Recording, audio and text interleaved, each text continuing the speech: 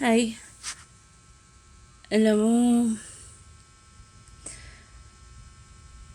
okay, dark spot na lang ipapangalan ko sa'yo. Alam mo, napakasaya ko ilang araw na. Ang gaang-gaang ng pakiramdam ko. Hopefully magtuloy-tuloy na, maging okay na. And then, sana maging okay na din yung lahat. Walang iniisip na problema, walang iniisip na kaaway or kagalit. And sooner or later, sana maging okay na rin yung nararamdaman ko sa'yo.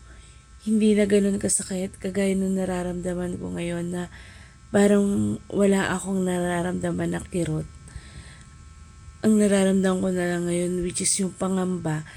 Yes, may pangamba, but hindi na kagaya dati na sobrang takot. Napaka-thankful ko kasi kahit papano nakaka-recover na ako.